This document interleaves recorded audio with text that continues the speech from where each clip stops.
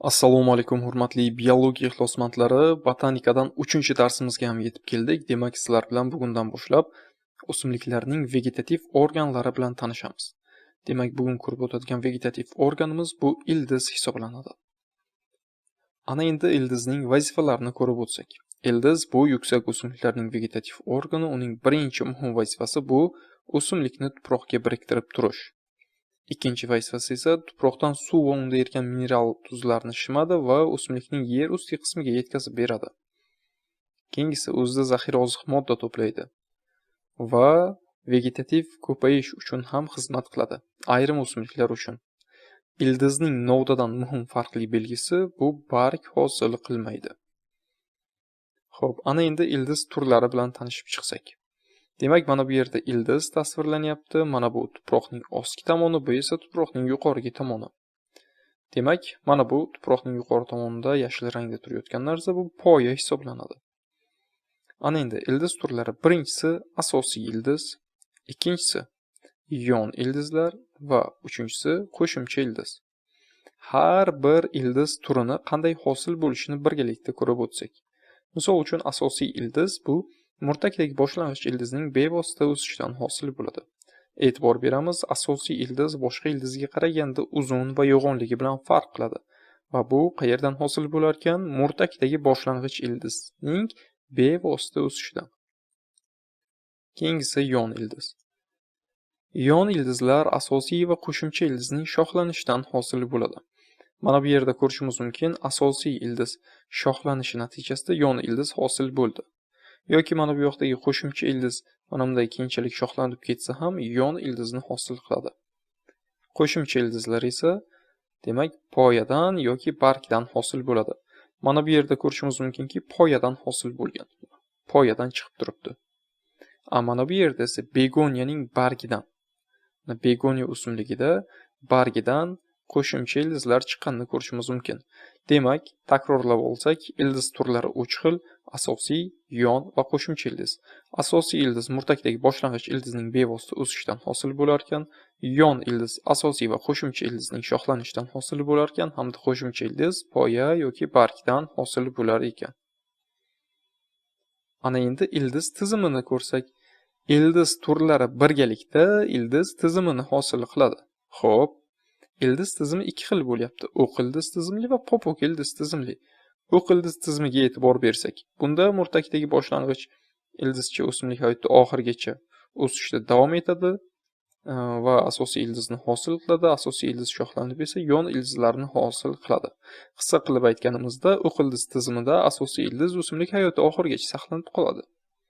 Va bularga 2 urug' pallali o'simliklar kiradi: do'lana, terak, saksovul, namatay, g'o'za, qovun, tarvuz, no'xat, loviya, mosh. Popuk ildiz tizimidachi? Popuk ildiz tizimida asosiy ildiz o'sib chiqadi va o'sishdan to'xtaydi yoki nobud bo'ladi va murtakdagi boshlang'ich poyachadan bir to'p qo'shimcha ildizlar hosil bo'ladi. Xulosa qilib aytsak, popuk ildiz tizimida asosiy ildiz turi mavjud emas, unda faqatgina yon va qo'shimcha ildizlar mavjud bo'ladi. Bunga bir urug' pallali o'simliklarni kirgizsak bo'ladi. Demak, ildiz turi va tizim bilan tanishib chiqdik. Ana endi ildizning ichki tuzilishini ko'rib o'tsak. Ildizning ichki tuzilishini o'rganishda preparat tayyorlash haqida ozgina ma'lumot berib ketilgan. Buning uchun ildiz bo'laklaridan kundalang yupqa parrak kesib olishimiz kerak dastlab. Keyinchalik mikroskopning buyum oynasi bo'ladi. Aynan buyum oynasidagi suv tomchisi yoki glitseringa biz boyagi parrakni qo'yib olamiz. Undan keyin esa unga rang beramiz. Buyum oynasidagi boyagi buyum ustiga qoplag'ich oyna yopiladi hamda mikroskop ostida ko'rib o'rgansak bo'ladi. Va biz ko'rgan vaqtimizda ildizning nimalarni ko'rishimiz mumkin? Uning po'stloq qismi bor va markaziy silindr bor. Aynan markaziy silindrga e'tibor beringlar. Markaziy silindr bu floema va ksilemadan iborat bo'ladi. Bundan tashqari mana bu yerda ildiz tukchalarini ham aynan o'sha preparatimizda ko'rishimiz mumkin. Xo'p. Aynan endi po'stloq hujayralari haqida ozgina gaplashsak, po'stloq hujayralari e'tibor bering, tirik, yumaloq va yupqa qobiqli bo'ladi. Ildizdagi tirik hujayralar aynan mana shu po'stloq hujayralari orasidagi bo'shliqlardagi havo orqali nafas oladi.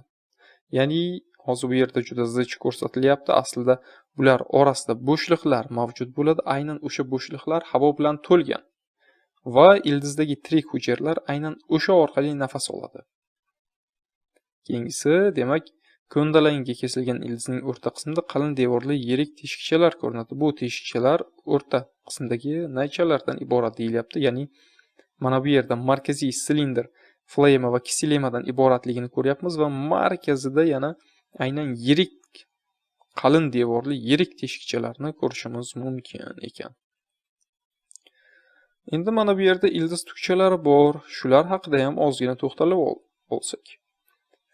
Demak, mana ildiz tukchalari har bittasi bitta hujayradan iborat. Ya'ni bitta tukcha bu bitta hujayra degani. Demak, qanday xususiyatga ega? Demak, bitta uzun hujayradan iborat, hujayrasi yupqa qobiq, sitoplazm va yirik yadrodan iborat. Aynan ildizdagi tukchalarning vazifasi tuproqdagi suv va unda erigan oziq moddalarni shimib olish. Faoliyati 10-12 kun davom etadi. Ya'ni har bitta ildiz tukchasi 10-12 kun yashar ekan. Demak, ildiz tukchalari ildizning qoplovchi hujayralaridan hosil bo'ladi. Biz boya darsimiz boshida aytib o'tdikki, ildizning vazifalaridan biri suv unda erigan mineral tuzlarni shimib olish. Aynan mana shu ildiz tukchalari orqali suv unda erigan mineral tuzlarni, demak, so'rib olar ekan. Xo'p, mana bu yerda ildizning ko'ndalang kesimi bilan tanishib oldik. Endi uzunasiga ko'radigan bo'lsak ildizni. Ya'ni qanday zonalardan iborat? Demak, ildizda 4 xil zona mavjud bo'ladi. Eng pastdagi qism zona bu bo'linuvchi zona. Uning ustida o'suvchi zona, mana bu yoqda so'ruvchi zona joylashyapti va so'ruvchi zonaning yuqori qismida esa o'tkazuvchi zona. Har bir zona o'ziga xos funksiyaga ega. Bo'linuvchi zona ildizning uch qismida joylashgan, hosil qiluvchi to'qima hujayralardan tashkil topgan. O'tgan darsimizda aytgan edikki,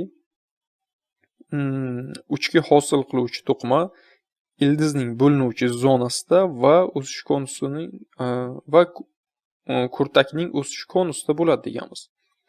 Aynan hozir ko'rishimiz mumkinki, ildizning bo'linuvchi zonasi mana ildiz uchida ekan. Mana bu qism, ana shu qism bo'linuvchi zona va ildizning bo'linuvchi zonasi hosil qiluvchi to'qima hujayralardan iborat. Va buni tashqi tomondan himoya qilib turayotgan qism bu ildiz qinchasi hisoblanadi. Bo'linuvchi zona hujayralari tinmay bo'linadi va ildizning bo'yiga o'sishini ta'minlaydi. Menimcha bu tushunarli. Sababi u hosil qiluvchi to'qima hujayralardan tashkil topgan. Ular esa doimiy bo'linadi va o'simlikning bo'yiga o'sishini ta'minlaydi. O'suvchi zonaga kelsak, demak, mana bo'linuvchi zonaning yuqori qismi, mana bu qismlar bu demak bo'linuvchi zona, o'suvchi zona hisoblanadi. Bular bo'linuvchi zonaning yuqori qismida joylashgan. Demak, o'suvchi zonadagi hujayralar bo'linmaydi. Balki ular o'sib ma'lum bir funksiyani bajarishga ixtisoslashadi. Bo'linuvchi zonada hujayralar bo'linadi, o'suvchi zonada hujayralar esa o'sadi va ma'lum bir funksiyani bajarishga ixtisoslashadi. Bu zonaning yuqorisida esa so'ruvchi zona turibdi. So'ruvchi zona o'suvchi zonaning ustida va bunda nima joylashyapti? Ildiz tukchalari. Aynan mana shu ildiz tukchalari orqali tuproqdagi suv va mineral tuzlarni so'rib oladi. Va keyingisi o'tkazuvchi zona. Demak, o'z nomi bilan turibdi. O'tkazuvchi nima qilish kerak? Mana bu so'ruvchi zonada so'rilgan suv va mineral tuzlarni o'simlikning yer usti qismiga o'tkazadi va poya va bargdan kelayotgan organik moddalarni esa ildizga o'tkazadi. Mana bu yoqda mana naylarni ko'rishimiz mumkin. Naylar bular faqatgina o'sha transport uchun kerak, o'tkazish uchun. Demak, mana shunday. O'tkazuvchi zona ildizdan suv va unda erigan mineral tuzni yer usti qismiga, poyaga ko'taradi. Poyadan kelayotgan organik moddalarni esa ildizga o'tkazish vazifasini bajaradi. Bu ildizning zonalari edi. Mana shu oddiy 4 ta zonasi bor. Ana endi shakli o'zgargan ildizlar. Ya'ni ildizlar bajaradigan vazifalarga qarab turlicha shaklda bo'ladi. Bu ildiz metamorfoz deyiladi. Ya'ni shakli o'zgargan ildizlar ildizning metamorfoz deyiladi. Ba'zi holatlarda ildiz faqatgina boyagi tuproqga biriktirib turish, suv va mineral tuzlarni so'rishdan tashqari boshqa vazifalarni ham bajarishi mumkin. Bulardan birinchisi bu ildiz meva. Ildiz mevada asosiy ildiz yo'g'onlashib, o'zida demak zaxira oziq modda to'playdi. Bu o'simliklarga sabzi, sholg'om, turp, lavlagi, rediska misol bo'ladi. Biz aynan sabzi, sholg'om, turp, lavlagi, rediskaning mevasini emas, aynan ildizini iste'mol qilamiz. Ildizini. Sababi ularning asosiy ildizi boya ko'rib o'tganimiz yo'g'onlashdi, o'zida organik modda saqladi. Keyingisi tayanch ildizlar. Poyadan chiqqan qo'shimcha ildizlar bo'lib, uni tik tutib turishga yordam beradi. E'tibor beringlar, poyadan chiqqan qo'shimcha ildiz. Ildiz turlarini ko'rgan vaqtimizda qo'shimcha ildizni aytdik, yo poyadan dedik yoki bargdan hosil bo'ladi dedik. Aynan tayanch ildizlari poyadan hosil bo'lyapti mana. Poyadan, banyan daraxtida ham aynan poyasidan qo'shimcha ildizlar hosil bo'lyapti. Va bular asosiy poyani tik tutib turishga xizmat qilyapti. Bunga makka jo'xori, oq jo'xori, banyan daraxtlarini misol qilib keltirishimiz mumkin. Va keyingisi havo ildizlari. Havo ildizlariga ega o'simliklar tropiklarda o'sadi. Xo'p, ana endi mana shu shakli o'zgargan ildizlarni ko'radigan bo'lsak, ildiz mevada asosiy ildiz shaklini o'zgartirib, o'zida oziq to'playapti. Demak, bunda asosiy ildiz o'zgaryapti. Tayanch ildizlarda esa qo'shimcha ildiz demak o'zgarib, tayanch vazifasini bajaryapti. Aynan mana shu joylarga ham e'tiborli bo'lishimiz kerak.